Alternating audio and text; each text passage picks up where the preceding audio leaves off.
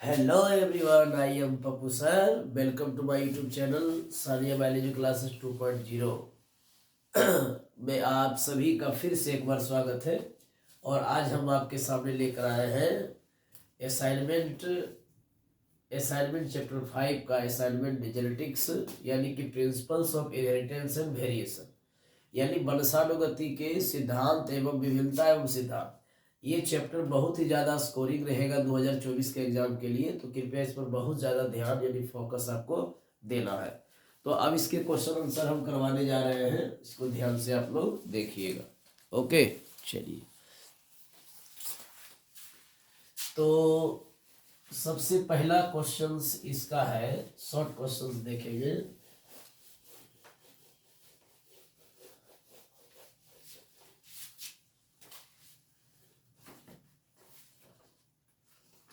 सबसे पहला क्वेश्चन, एक संकर एवं द्विसंकर में अंतर। एक संकर संकरण एवं द्विसंकर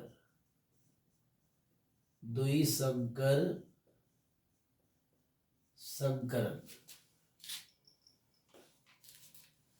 तो इसमें पहला पॉइंट हम लोग को लिखना है कि इसमें एक जोड़ा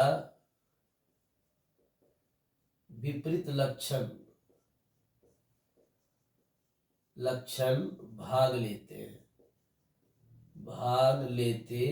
सिंपल। दूसरा,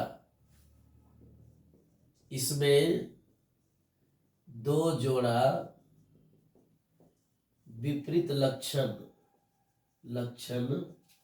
भाग लेते हैं। उसके बाद दूसरा जो अंतर है वो नोट करेंगे कि यह एक जीन के वंशानुगति पर आधारित है। इधर लिखेंगे, यह दो जीन के वंशानुगति पर आधारित है। सिंपल सी। तीसरा जो अंतर है वो ये है,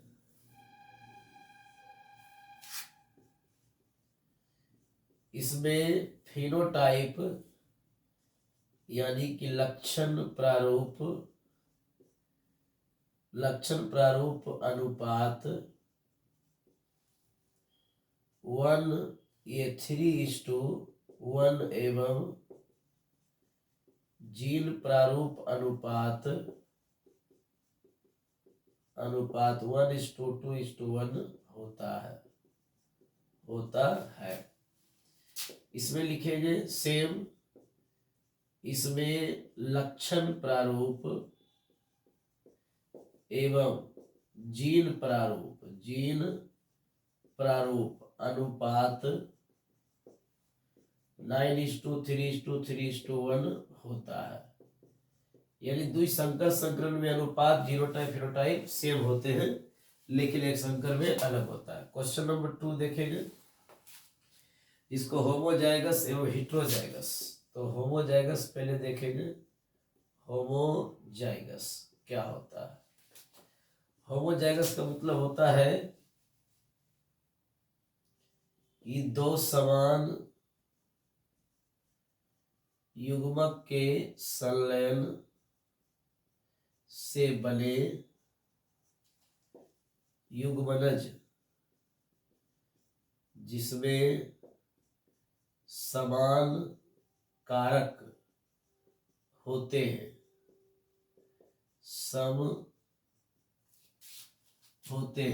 होमोजाइगस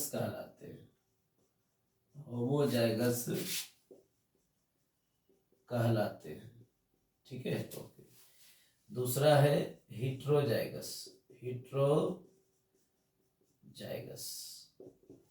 तो इसको चेंज कर देंगे कि दो असमान युग्मक के संलयन से बने युग्मनज जिसमें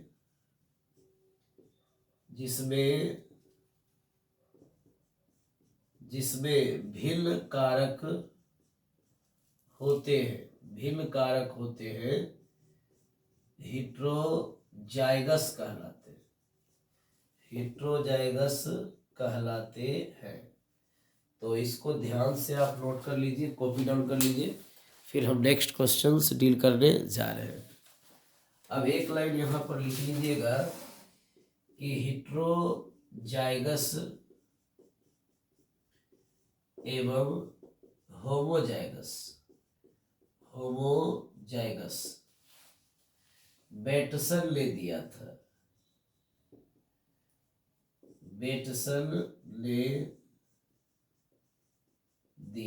बेटसन एक वैज्ञानिक का नाम।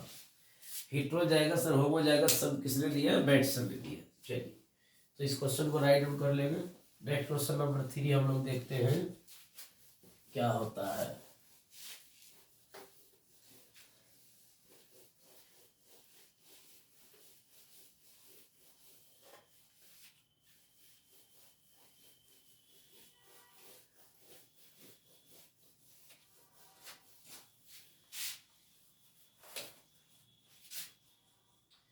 अब हम लोग देखेंगे जिसका नाम है क्वेश्चन नंबर 3, प्रभावी एवं अप्रभावी। पहले लिखेंगे कि वह लक्षण जो संकरण के दौरान सबसे पहले प्रकट होता है। जैसे कि हम एग्जाम्पल देते हैं कि ये टीटी और ये टीटी है, तो इसको जब हम क्या करते हैं, इसको इससे मिलाते हैं तो टीटी होता है। तो ये जो है आपका प्रभावी हो गया। जो पहले प्रकट हुआ उसको क्या बोलते हैं? प्रभावी। अब क्या होगा? अप्रभावी। मतलब वह लक्षण जो संकरण के दौरान बाद में प्रकट होता है या छिप जाता है। तो यहाँ पर देखिए, बाद में प्रकट होता है, इसको क्या बोलते हैं? अप्रभावी। या छिप जाता है उसको बोलते हैं अप्रभावी। ठीक है, चलिए क्वेश्चन नंबर 4 देखते हैं। कह रहा टेस्ट क्रॉस क्या है? टेस्ट क्रॉस क्या है? तो कहते हैं कि F1 पीढ़ी को अप्रभावी जनक के साथ संकरण, F1 पीढ़ी को प्रभावी जनक के साथ संकरण कराते हैं तो इसे परीक्षण संकरण कहते हैं।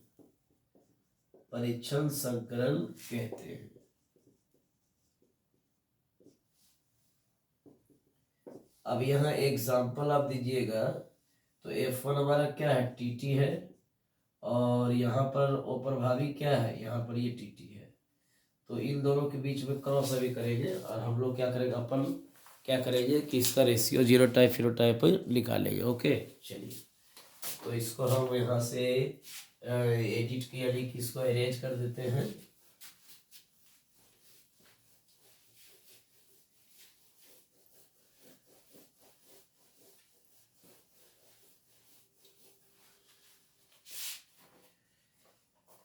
तो ये क्या है? टीटी है, और ये क्या है? टीटी है। तो इसका गैमेटोजेनेसिस पहले होगा, तो टीटी और टीटी। इसका गैमेटोजेनेसिस होगा टीटी और टीटी। तो इसको मिलाएंगे इससे टीटी बनेगा, इसको मिलाएंगे इससे टीटी बनेगा, फिर इसको मिलाएंगे इससे टीटी बनेगा, फिर इसको मिलाएंगे इससे तो टीटी बनेगा। तो यहाँ पर देखना है कि ये सभी क्या हो गए, गैविट हो गए, गैविट। और यहाँ पर क्या हुआ, गैविटोजेनेसिस हुआ, ब्रैकेट में मेयोसिस हुआ, ठीक है। और ये सभी हो गए, यहाँ देखिएगा, कहते हैं कि ये जो है और ये जो है, ये और ये और ये है, कहते हैं कि इसका रेशियो निकालते हैं। तो इसका फिनोटाइप अगर मान लिया जाए निकालते हैं, या डायरेक्ट इसका रेशियो लिखेंगे तो ऐसे लिखेंगे शॉर्टकट में। दो गो इसमें क्या है, 2 क्या है, टॉल है, और 2 क्या है, डॉल्फ है। तो रेशियो हो जाएगा इसका क्या चीज, 2:2, यानी कि 1:1 हो जाएगा इसका रेशियो, ठीक है। तो इस तरह से आप इसको निकाल सकते हैं, कहीं कोई दिक्कत नहीं होगी, ठीक है ना। ओके, चलिए इसको मिटाते हैं।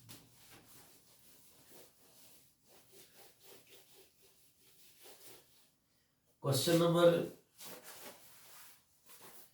जो है 5, वो कहता है कि टीएच मॉर्गन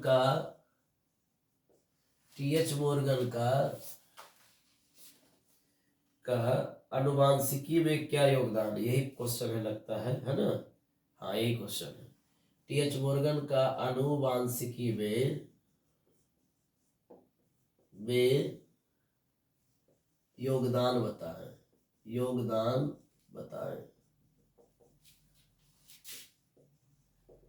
तो इसका आंसर हो जाता है कि टीएच मॉर्गन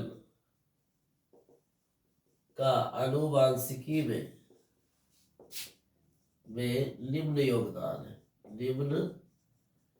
योगदान है। सबसे पहला योगदान है कि मॉर्गन का वर्क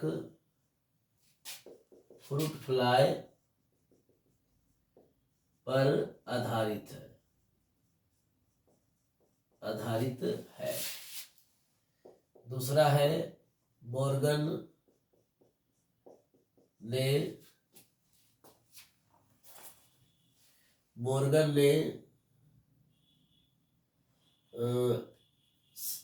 संलग्नता के गुणसूत्रीय सिद्धांत का अध्ययन किया। तीसरा, यह जीन पारगति का व्याख्या किया। बस यही 3 पॉइंट हमको लिख देना है, तो 5 नंबर का क्वेश्चन डील हो जाएगा। उसके बाद नेक्स्ट क्या है, नंबर 6, वंशावली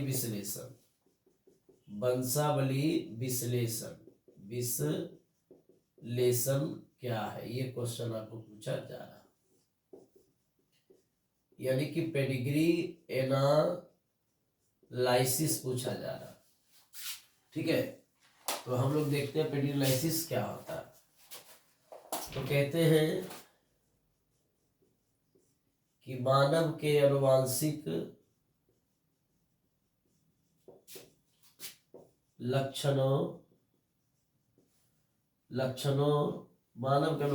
लक्षण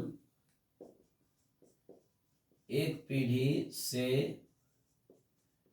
दूसरे पीढ़ी तक, मानव के आनुवांशिक लक्षण एक पीढ़ी से दूसरे पीढ़ी तक के पूर्वजों का इतिहास का अध्ययन वंशावली विश्लेषण कहलाता है। यानी मानव के आनुवांशिक लक्षण एक पीढ़ी से दूसरी पीढ़ी तक के मानव के आनुवांशिक लक्षणों के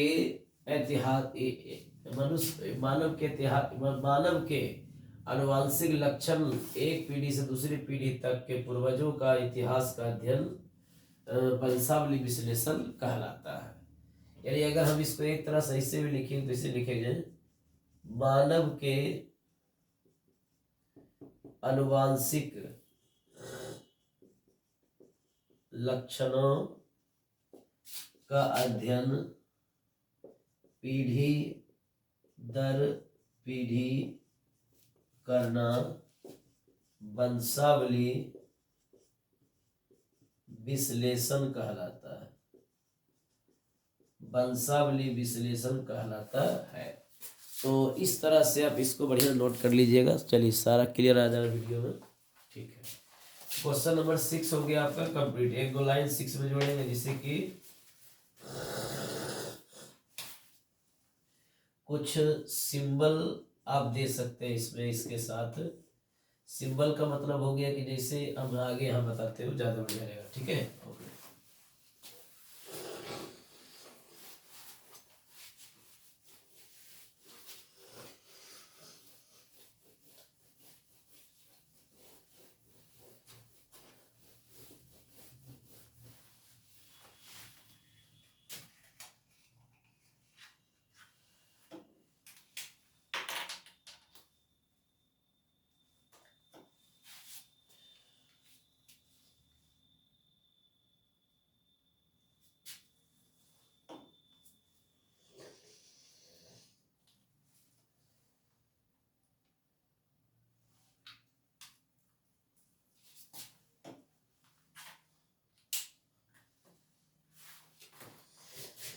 देखिए,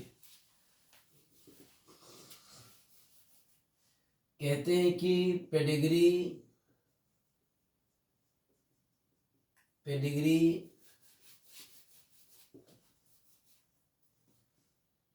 पेडिग्री सिंबल जो होते हैं वो इस तरह से लिखा जाएगा। जैसे कि इस तरह का जो सिंबल रहेगा इसको हम लोग क्या बोलेंगे, और इस तरह से सिंबल रहेगा। उसके बाद फिर इस तरह से सिंबल रहेगा। कुछ सिंबल हम लोग इसमें यूज कर सकते हैं। और इस तरह से सिंबल रहेगा आपका, जो है इस तरह से सिंबल आपका रहेगा, है ना, इस तरह से। और इस तरह से आपका सिंबल रहेगा, है ना, इस तरह से। और उसके बाद फिर आप इस तरह से देख सकते हैं,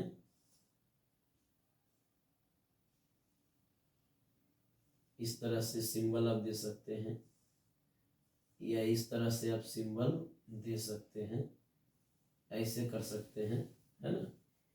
तो ये सिंबल हो गया। ये सिंबल को आपको क्या करना है, दिमाग में नोट करके रखना है। ठीक है, ओके। फिर इस तरह से सिंबल आपका ये हो सकता है।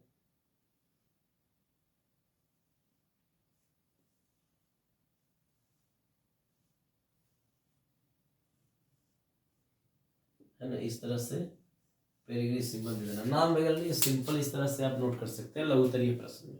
ठीक है, ओके।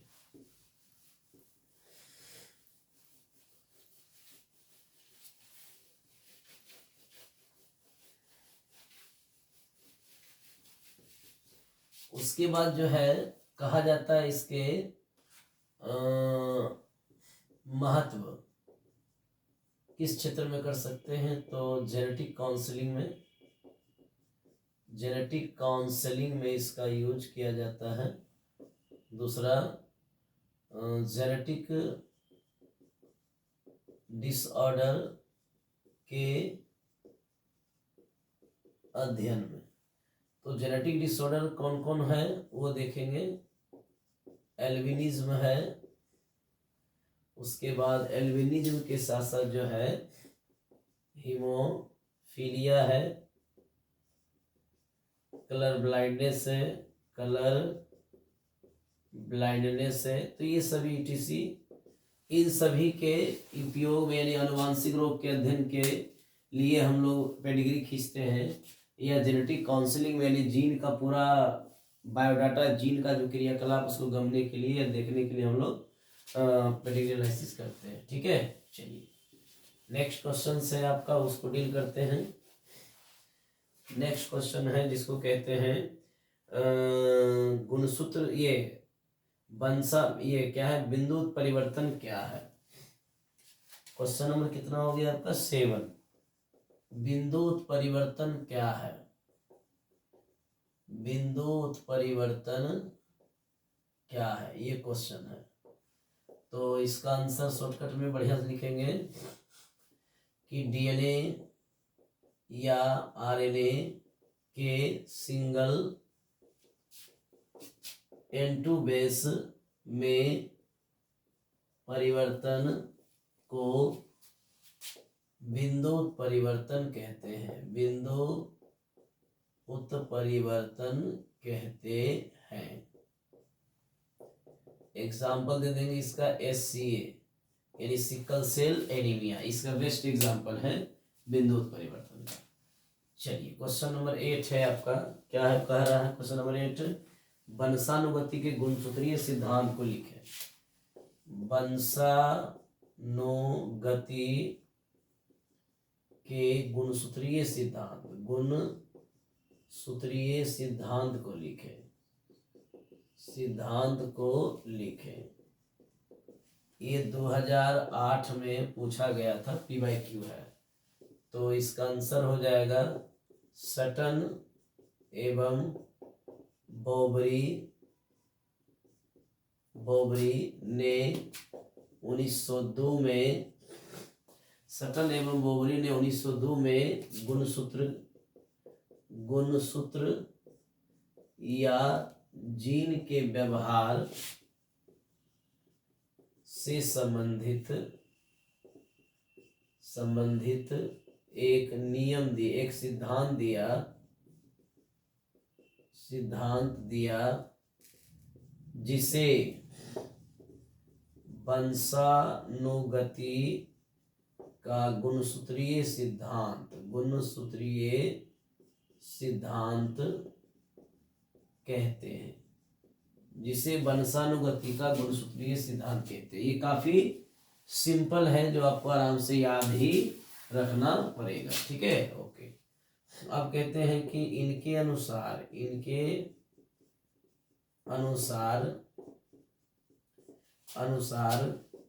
गुणसूत्र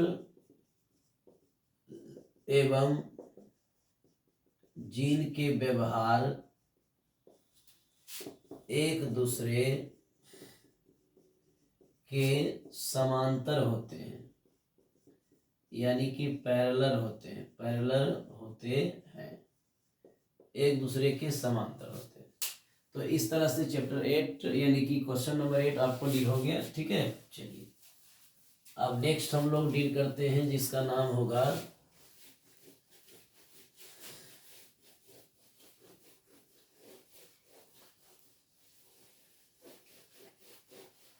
जिसको कहेंगे क्वेश्चन नंबर 9, 2 एलोसोमल अनुवांशिक विकार का नाम लिखें एवं लक्षण। क्वेश्चन नंबर क्या हो जाएगा 9 हो जाएगा कि 2 एलोसोमल अनुवांशिक विकार का नाम एवं लक्षण। देखिए सबसे पहला अनुवांशिक विकार है, आंसर हम लोग लिखेंगे। सबसे पहला अनुवांशिक विकार है, उसका नाम है PKU, जिसको बोलते हैं फिनाइल क्यूटोनूरिया। इसमें क्या होता है कि फिनाइल एलानीन क्या करता है, ये बदल जाता है, यानी कि बदल जाता है किसमें, टायरोसिन में, बस यही एक लाइन लिखना। अब ये भी क्या है, एमिनो एसिड है, और ये भी क्या है, एमिनो एसिड है। तो फिनाइल एलानीन जब क्या करता है, टायरोसिन में बदल जाता है, तो उसको क्या बोलते हैं, PKU कहते हैं। दूसरा है SCA, जिसको बोलते हैं सिकल सेल एनीमिया। इसमें क्या होता है कि RBC सिकल आकृति के हो जाते हैं, हो जाते हैं। बस एक लाइन में। अब क्वेश्चन नंबर 10 क्या कहता है वो देखिए। क्वेश्चन नंबर 10 कहता है गुणसूत्र एवं जीन के व्यवहार के बीच अंतर लिखें। तो एक यानी कि गुणसूत्र एवं जीन के व्यवहार के बीच अंतर लिखें। आपको पहले ही बता देते हैं कि दोनों का व्यवहार एक दूसरे के पैरेलल होता है, तो जो गुणसूत्र का व्यवहार होगा वो जीन का भी व्यवहार होगा। ओके, चलिए तो हम लोग देखते हैं नेक्स्ट, जिसका नाम हो जाएगा, क्वेश्चन लिख दिया गया है, इसका आंसर देखिएगा। एक तरफ हम यहाँ पर गुणसूत्र लिखते हैं और एक तरफ यहाँ पर हम जीन लिखते हैं, दोनों के व्यवहार को देखेंगे। तो ये क्या होगा, यह युग्मक जनन के दौरान अलग हो जाता है, अलग हो जाता है। तो ये भी क्या करता है, ऐसा ही करता है, ऐसे से कर देते, समझ जाइएगा। उसके बाद दूसरा है क्या चीज, यह स्वतंत्र होता है। ये भी क्या होगा, यह स्वतंत्र होता है, स्वतंत्र होता है। क्लियर हो गया। यानी इस प्रकार से युग्मक जनन के दौरान अलग हो जाते हैं दोनों, ठीक है ना, ये भी अलग हो जाते हैं, वो भी अलग हो जाते हैं, कोई दिक्कत इसमें नहीं है। अब कहा जाता है कि यह अर्धसूत्री विभाजन के समय अलग होता है। तो इसमें भी क्या होगा, सेम होगा, इस तरह से आप लिख लेंगे, ठीक है। ओके, तो नोट करेंगे। अब क्वेश्चन नंबर जो है कि नेक्स्ट हम डील करते हैं, जिसको कहा जाता है, क्वेश्चन नंबर क्या हो जाएगा 11, मेंडल के सफलता के पीछे क्या कारण है।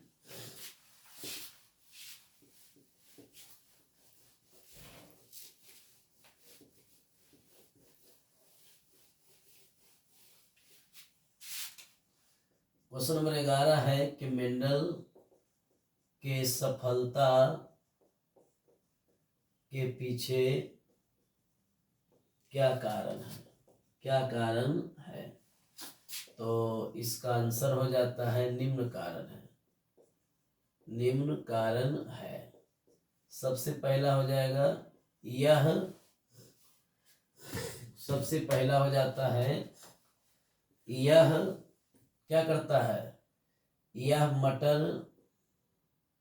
मटर को अपने प्रयोग के लिए चुना, ये इसका सफलता गराज है। दूसरा क्या है, इसने पादप प्रसंकरण पर पीएचडी किया। दूसरा इसने जीन की भविष्यवाणी की,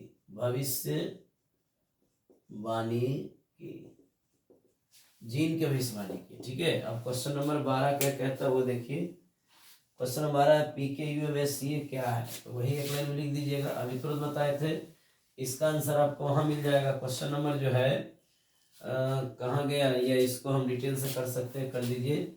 तो सबसे पहले PKU के देखिएगा, यह एक ऑटोसोमल रिसेसिव ट्रेट्स है, जिसमें phenyl alanine amino acid tyrosine में इनमें एंजाइम के कमी में बदल जाता है ना। ओके, बदल जाता है, एक लाइन में लिखिए। उसके बाद SCA हो जाएगा कि यह एक ऑटोसोमल रिसेसिव ट्रेट्स है, जिसमें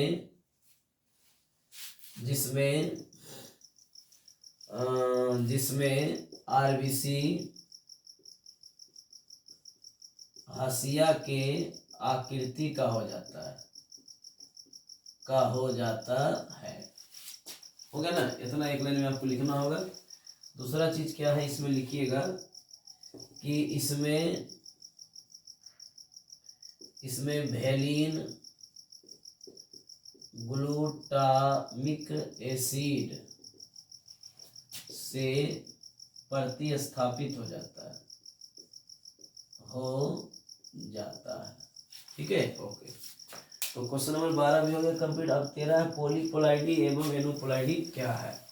13 नंबर का प्रश्न ये पूछा जा रहा है, ठीक है। ओके, इसको कॉपी डाउन कर लीजिए।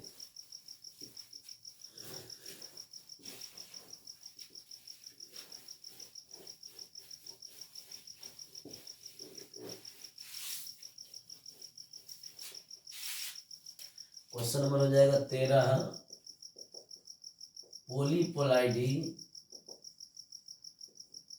कहा जाता है गुणसूत्र के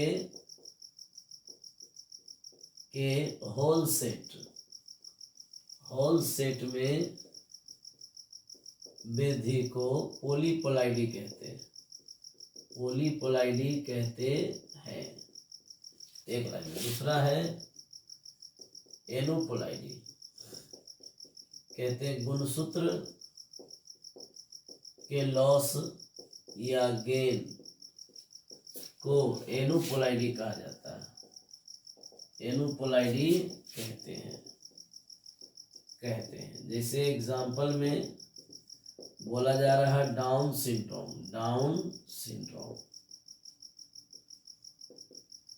ठीक है ना। ओके, तो क्वेश्चन नंबर 14 क्या कहता है, प्रबलता क्या है, यानी कि ईपी स्टेटिस पूछता है प्रबलता क्या है। तो प्रबलता क्या है इसको एक लाइन में लिखेंगे कि एक जीन दूसरे जीन के लक्षण प्रारूप को प्रदर्शित होने से रोकता है, यानी कि एक जीन दूसरे जीन के लक्षण प्रारूप को प्रदर्शित होने से रोकता है, प्रबलता कहलाता है। तो इस तरह से नोट कीजिए। क्वेश्चन नंबर 15 है शॉर्ट में क्या कि सिंड्रोम क्या है, ये एक लाइन में खींच देते हैं। कहते हैं कि इसका आंसर हो जाएगा लक्षणों के समूह को सिंड्रोम कहते हैं। अब ये कैसे बनता है, तो यह गुणसूत्र के